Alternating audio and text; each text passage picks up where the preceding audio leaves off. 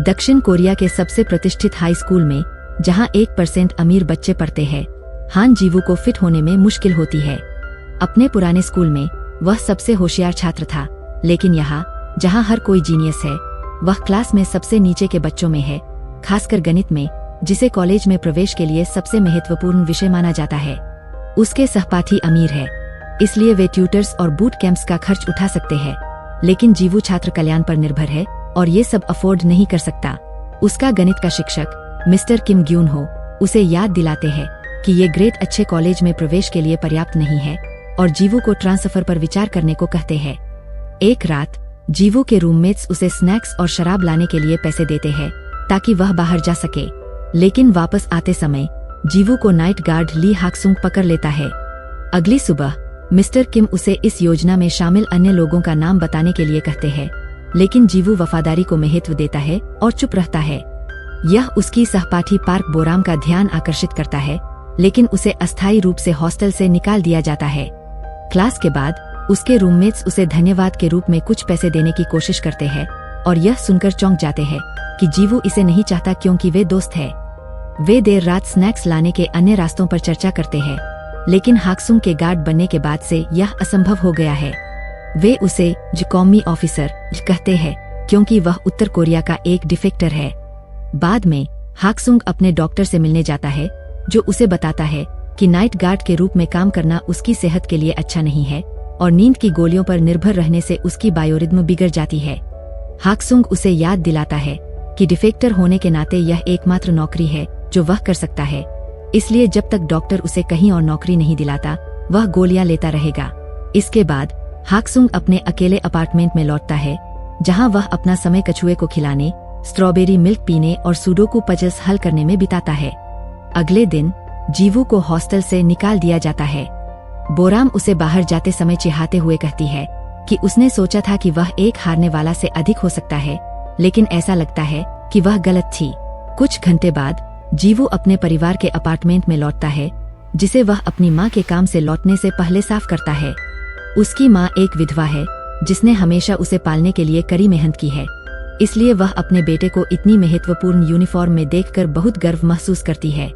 उसे यह बताने का साहस नहीं होता कि उसे सोने के लिए जगह चाहिए। जीवू कहता है कि वह सिर्फ उसे मिलने आया है और उसे देर होने से पहले स्कूल लौटना होगा। वापस जाते समय बारिश होने लगती है, इसलिए जीवू स्कूल की परित्यक्त प्रयोगशाला में छिपने की कोशिश करता है, लेकिन उसे हाक्सुंग ढूंढ लेता है। जब हाक्सुंग सुनता है कि जीवू के पास रहने की जगह नहीं है, तो वह उसे अपने ऑफिस में बुला लेता है। जब जीवू सो जाता है, हाक्सुंग वह कठिन गणित का होमवर्क ढूंढता है जिसे जीवू पूरा नहीं कर सका था। जैसे ही सूरज उगता है, हाक्सुंग जीवू को बाहर निकाल देता है। जीवू अपने गणित की क्लास में जाता है और चौंक जाता है जब देखता है कि उसका होमवर्क हाक्सुंग ने पूरा किया है और वह सभी उत्तर सही है। बोराम इसे नोटिस करती है और चाहती है कि जीवू इसे शिक्षक को दिखाए, लेकिन वह उसे चुप रहने के लिए कहता है। क्लास के बाद जीवू हाक्सुंग को धन्यवाद देने जाता है और उसे सिखाने के लिए कहता है, लेकिन हाक्सुंग उसे फिर से बाहर निकाल देता है। बाद में पढ़ाई के कमरे में जीवू सुनता है कि उसके सहपाठियों के निजी ट्यूटर भी इन गणित समस्याओं को हल करने में कठिनाई महसूस करते हैं, जो इंगित करता है कि हाक्सुंग कितना खास है। जीवू उसे ट्यूशन के लिए पीछा करता रहता है, लेकिन हाक्सुंग उसकी परवाह नहीं करता। एक दोपहर जब वह कचरा निकाल रहा होता है, हाक्सुंग शिक्षकों को छात्र कल्याण छात्रों के बारे में बात करते सुनता है, जिनके माता पिता लापरवाह है और जिनमें हीन भावना है, और मिस्टर किम जीवू को इस सूची में शामिल करते हैं। जब जीवू उसे ट्यूशन के लिए फिर से पूछता है, हाक्सुंग उसे बताता है कि ट्रांसफर करना बेहतर है।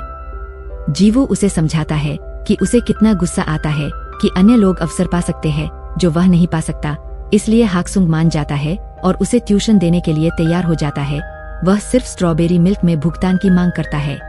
अगले दिन हाक्सुंग अपने दोस्त अन गीचोल से मिलता है, जिसने उसे दक्षिण कोरिया आने में मदद की क्योंकि वह सियोल का उत्तर कोरियाई डिफेक्टर समर्थन प्रमुख है।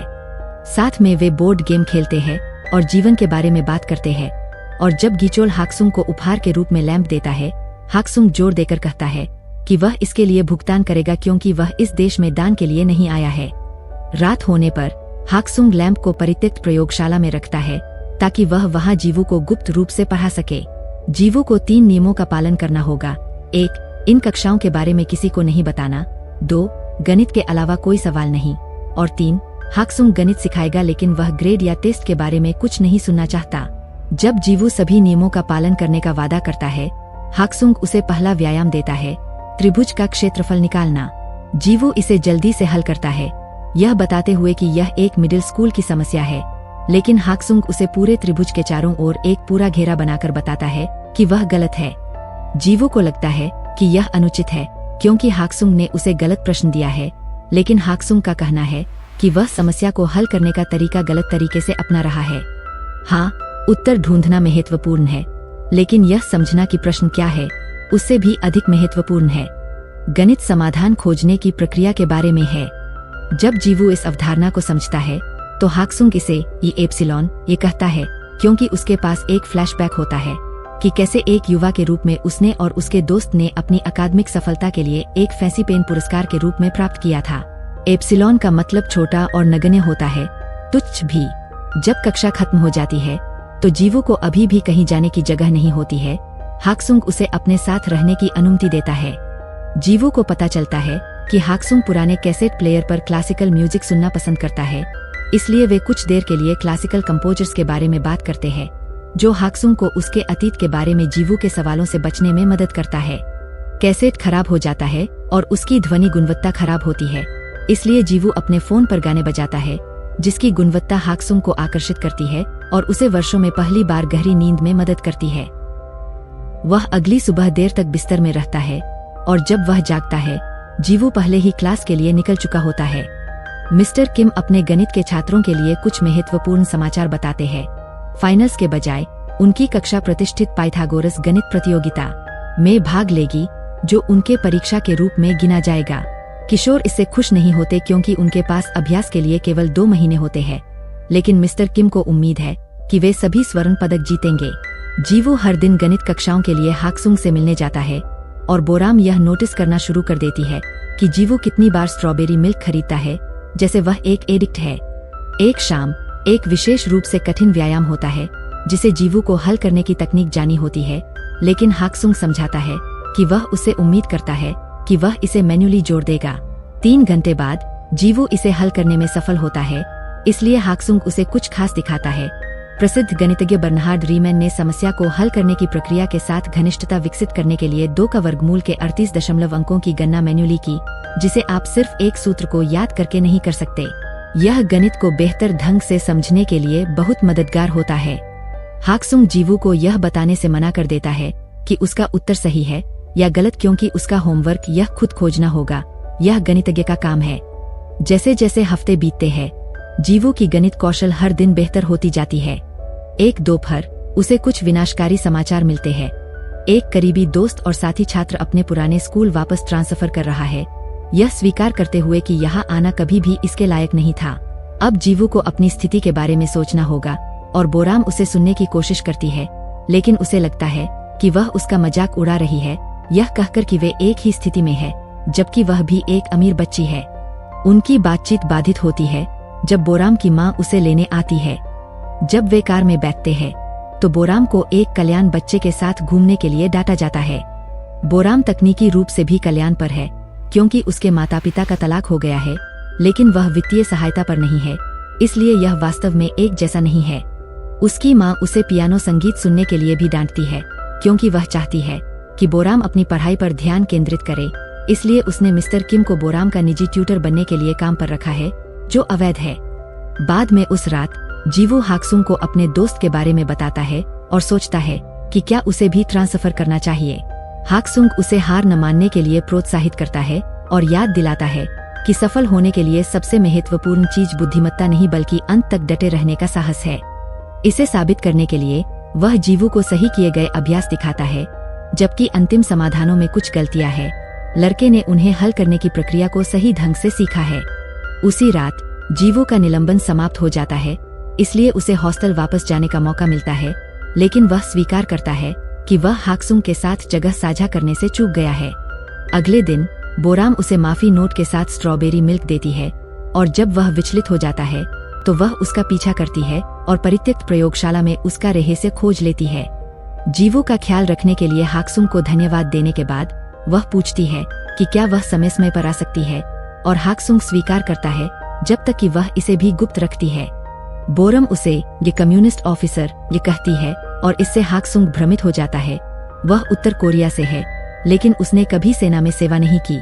किसी कारण से जिसे वह समझाने की जहमत नहीं उठाता, उसे छूट मिल गई थी। उसी समय वे देखते हैं कि कुछ छात्र कैंपस के आसपास चुपके से घूम रहे हैं, लेकिन पिछले बार जीवू के साथ जो हुआ था उसे जानने के बाद हाक्सुंग ने कुछ नहीं करने का फैसला किया। एक और शाम जीवू ने हाक्सुंग से पूछा कि उसने गणित इतनी मेहनत से क्यों पढ़ी। वह बताता है कि पहले तो उसने इसे छात्रवृत्ति और अपने परिवार के लिए किया, लेकिन जितना अधिक उसने इसके बारे में सीखा उतना ही सुंदर उसे यह लगा, इसलिए वह इसे प्यार करने लगा। फिर वे बोरम को हाक्सुंग के साथ पियानो पर शामिल होने के लिए बुलाते हैं ताकि वह उसे एक अच्छा छोटा ट्रिक सिखा सके। प्रत्येक अंक को एक नोट असाइन करके वे दोनों मिलकर पाई की संख्या बजाते हुए एक सुंदर धुन बनाते हैं। अगली गणित की कक्षा में जीवू मिस्टर किम के उत्तर को हाक्सुंग द्वारा सिखाई गई तर्कशक्ति का उपयोग करके सही करता है। हालांकि मिस्टर किम उसे इसके लिए डांटते हैं। उत्तर सही हो सकता है, लेकिन यह वही नहीं है जो परीक्षक ने अपेक्षा की थी, और यही एकमात्र बात है जिसकी छात्रों को चिंता होनी चाहिए। वह समाधान देना जो अपेक्षित है, न कि जो सही है। यह सब परीक्षा तकनीक के बारे में है, लेकिन जीवू इसे स्वीकार नहीं करता और जवाब देता है कि वह परीक्षा में सही उत्तर ही देगा। इस तरह के व्यवहार के लिए उसे अशिष्ट मानते हुए मिस्टर किम उसे बाकी कक्षा के लिए दरवाजे के बाहर खड़ा कर देते हैं। बाद में जीवू मिस्टर किम को सूचित करता है कि वह स्थानांतरित नहीं होगा। दोपहर में हाक्सुंग की एक और यात्रा के दौरान गीचोल उसे एक स्मार्टफोन उपहार में देता है ताकि उसे ढूंढना आसान हो। हाक्सुंग इसे बाद में खुशी खुशी जीवू को दिखाता है और लड़का देखता है कि वह इस छोटे स्क्रीन पर लंबे शोध पत्र पढ़ रहा है। मदद करने के लिए जीवू अपने एक सहपाठी से कंप्यूटर लैब में चोरी छिपे घुसकर पूरे दस्तावेज को प्रिंट करने और इसे हाक्सुंग को उपहार देने का अनुरोध करता है। अगले दिन पाइथागोरस टेस्ट होता है।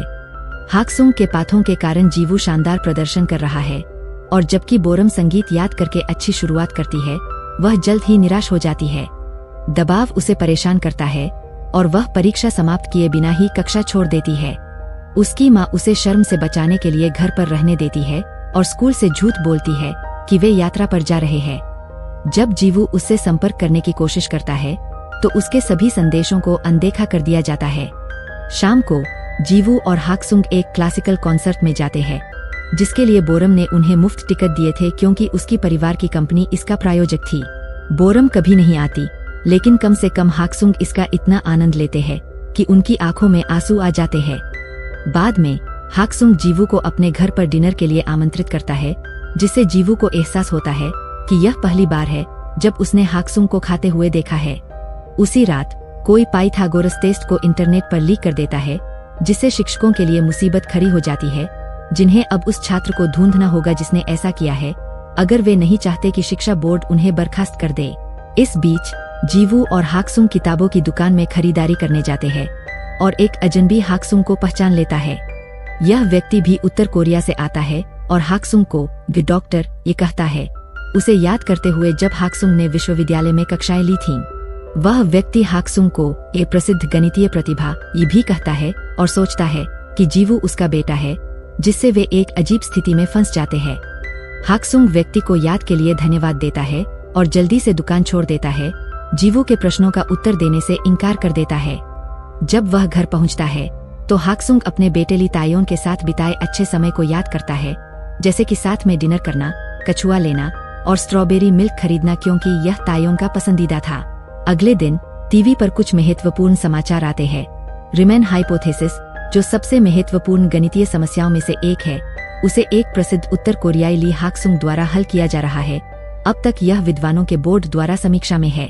प्रोफेसर ओह टीवी पर बताते हैं कि जब वह बच्चा था तो उसने एक गणित ओलंपियाड में भाग लिया था और हाक्सुंग से मिला था, जो उत्तर का प्रतिनिधित्व कर रहा था जबकि ओह दक्षिण का प्रतिनिधित्व कर रहा था।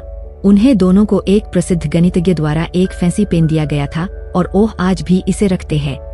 गीचोल और जीवू दोनों समाचार देखते हैं और यह जीवू ही है जो पहले हाक्सुंग को खोजता है और उससे इसके बारे में पूछता है। हालांकि हाक्सुंग गुस्से में आ जाता है और उससे कहता है कि वह फिर कभी रिमेन हाइपोथेसिस का जिक्र न करे। इस बीच मिस्टर किम को परीक्षा घटना के साथ परेशानी हो रही है क्योंकि उनकी प्रतिष्ठा दाव पर है। लेकिन जब एक सहकर्मी एक छात्र द्वारा कुछ अफवाहें सुनने के बाद सुरक्षा टेप की समीक्षा करता है तो उसे उसका उद्धार मिल जाता है। अगले दिन मिस्टर किम जीवू को बुलाते हैं ताकि उसे कंप्यूटर लैब से प्रिंटेड शीट्स के साथ बाहर निकलने की रिकॉर्डिंग दिखा सकें। जीवू समझाने की कोशिश करता है कि इसका कोई संबंध नहीं है, लेकिन उसके पास इसे साबित करने का कोई तरीका नहीं है। टेप के सबूत और तथ्य कि वह कुछ ही महीनों में जादुई रूप से गणित में बेहतर हो गया है के बीच कोई उस पर विश्वास नहीं करेगा, इसलिए मिस्टर किम उसे एक सौदा पेश करते हैं। अगर वह स्थानांतरण स्वीकार करता है तो वह उसकी गलती को सार्वजनिक नहीं करेगा। दुर्भाग्य से जीवू द्वारा लीक करने की अफवाहें सबके कानों तक पहुंच जाती है और बोरम इससे परेशान हो जाती है क्योंकि वह सच जानती है। गीचोल को भी अपनी कुछ समस्याएं हैं। उत्तर कोरिया इस बात से नाराज है कि दक्षिण हाक्सुंग की उपलब्धियों का श्रेय ले रहा है, खासकर जब ये खोजें सैन्य इंक्रिप्शन से जुड़ी है। इसलिए NIS चाहता है कि गीचोल हाक्सुंग को टीवी पर आकर स्पष्ट करने के लिए मनाए। अब हाक्सुंग का नाम सभी खबरों में है और एक पुराना सहयोगी भी उसे उत्तर लौटने के लिए मनाने के लिए आता है।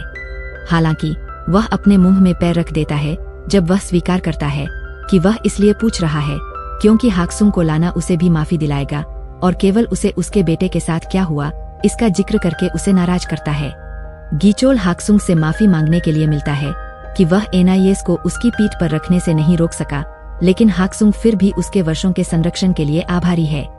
जब हाक्सुंग शहर छोड़ने के लिए पैकिंग कर रहा होता है, गीचोल उसे उसके शोध दस्तावेज लौटाता है जिसे हाक्सुंग ने सालों पहले फेंकने की कोशिश की थी और गीचोल ने इसे बचाया था क्योंकि यह कचरा बनने के लिए बहुत मूल्यवान था। उसी समय जीवू भी आता है, लेकिन जब वह चिल्लाहट सुनता है तो वह बाहर ही रुकने का फैसला करता है। हाक्सुंग गुस्से में है क्योंकि यह शोध ही था जिसने उसके बेटे की जान ले ली, इसलिए वह इसे टीवी पर रखने से इनकार करता है। गीचोल के जाने के बाद जीवू हाक्सुंग से बात करने की कोशिश करता है, लेकिन बूढ़ा व्यक्ति उस पर ही भड़क उठता है। यह स्वीकार करने से इनकार करता है कि वे ट्यूटर और छात्र से अधिक कुछ भी है। बाद में जीवू को बोरम का फोन आता है जो यह समझ नहीं पाती कि वह उन्हें इस तरह फंसाने क्यों दे रहा है, लेकिन वह उसे केवल यह कहता है कि सब खत्म हो गया है और फोन रख देता है। इस बीच हाक्सुंग बस स्टेशन पर पहुंचता है और जब उसे लगता है कि उसने किसी अजनबी में अपने बेटे का चेहरा देखा तो वह उस रात को याद करने लगता है जब तायोन की मृत्यु हुई थी। फेलो डिफेक्टर्स का बचाव करने के लिए एक और लड़ाई में शामिल होने के बाद तायोन अपने पिता से झगड़ने लगता है। उस पर स्वार्थी कारणों से दक्षिण में भागने का आरोप लगाता है क्योंकि उसने ऐसा तब नहीं किया जब उसकी मां तपेदिक से बीमार थी। हाक्सुंग ने जोर देकर कहा कि उसने यह अपने बेटे को बेहतर जीवन देने के लिए किया, लेकिन तायोन ने बताया कि प्रवेश नौकरियां करना और विद्वान के रूप में गंदगी की तरह व्यवहार करना बेहतर जीवन से बहुत दूर था। तायोन ने भागने की कोशिश की और उत्तर लौटने की कोशिश की, लेकिन उसे सीमा गश्ती दल द्वारा गोली मार दी गई। वापस जीवू पर वह अपनी मां के सोने के दौरान उसके हस्ताक्षर का उपयोग करके स्थानांतरण पत्रों पर हस्ताक्षर करने के लिए चोरी छिपे अपने घर में घुसता है। अगली सुबह वह पत्रों को मिस्टर किम को सौंपता है जो उसे बताता है कि उसने सही काम किया। हाक्सुंग एक होटल में छिपा है जबकि गीचोल उसे टीवी शो में ले जाने के लिए उसकी तलाश कर रहा है और वह बोरम का फोन पाकर हैरान है जो उसे जीवू के स्थानांतरण के बारे में बता रहा है। उस दोपहर पाइथागोरस पुरस्कार समारोह है। जीवू स्कूल से बाहर जाने के रास्ते में है, लेकिन बोरम अचानक आती है और उसके सामान चुराकर उसे अपने साथ सभागार में ले जाती है। प्रोफेसर ओ हाल ही में सिद्ध किए गए सिद्धांत के बारे में भाषण के साथ समारोह की शुरुआत करते हैं और तभी हाक्सुंग हस्तक्षेप करने का फैसला करता है। नदी में अपने कछुए को छोड़ने के बाद स्कूल की ओर भागते हुए वह अपनी पहचान के प्रमाण के रूप में अपना पेन पेश करता है, इसलिए प्रोफेसर ओह उसे खुले हाथों से स्वीकार करते हैं और उसे भी भाषण देने की अनुमति देते हैं। एक गार्ड के रूप में अपने काम के बारे में मजाक करने के बाद हाक्सुंग स्वीकार करता है कि उसने जीवू को गणित सिखाया और यह साबित करने के लिए प्रिंटेड थीसिस पेश करता है कि उसने परीक्षा लीक नहीं की। वह यह भी बताता है कि मिस्टर किम ने अपने निजी छात्रों के लिए परीक्षा लीक की थी, जिससे मिस्टर किम गुस्से और शर्म से बाहर चले जाते हैं।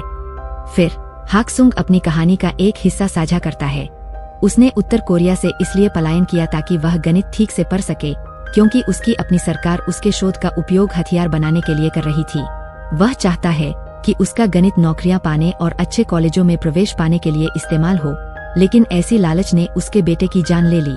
हाक्सुंग को अपने चुनावों पर शर्म आती है, फिर भी जीवू ने उसे कभी उस नजर से नहीं देखा और अंत तक उसके रहस्य के प्रति वफादार रहा, भले ही इससे उसका भविष्य खतरे में पड़ जाए। रोते हुए हाक्सुंग माफी मांगता है और जीवू को उस पर विश्वास करने के लिए धन्यवाद देता है, और इस तरह के भाषण से गीचोल, जो पूरे समय सुन रहा था, बिना टीवी साक्षात्कार के बारे में पूछे ही चला जाता है। हालांकि वह हाक्सुंग के बाहर इंतजार करता है और उसे सवारी की पेशकश करता है। गीचोल उसे जो स्मार्टफोन उपहार में दिया था उसे फेंकने के बाद गीचोल हाक्सुंग के लिए एक छोटा सा सरप्राइज प्रकट करता है, एक नया कानूनी पासपोर्ट जो हाक्सुंग को दक्षिण कोरियाई नागरिक के रूप में चिन्हित करता है और उसे शहर छोड़ने के लिए टिकट, ताकि NIS उसे कुछ समय के लिए ढूंढ न सके। गीचोल को शायद इसके लिए निकाल दिया जाएगा, लेकिन उसे लगता है कि यह इसके लायक है। कुछ समय बाद गीचोल जीवू से मिलने जाता है ताकि उसे हाक्सुंग का छोड़ा हुआ उपहार दे सके, प्रसिद्ध पेन और उसके शोध पत्र का पहला मसौदा। 3 साल बाद जीवू और उसकी कॉलेज की कक्षा प्रसिद्ध ओबेरवोल्फाच रिसर्च इंस्टीट्यूट फॉर मैथमेटिक्स का दौरा करती है। अब हाक्सुंग वहां काम कर रहा है और जीवू उसे कुछ स्ट्रॉबेरी मिल्क और एक गले के साथ आश्चर्यचकित करता है, इससे पहले कि गणित के बारे में एक लंबी बातचीत में डूब जाए। इस तरह के और वीडियो के लिए सब्सक्राइब करें, नोटिफिकेशन चालू करें और लाइक छोड़ें। देखने के लिए धन्यवाद।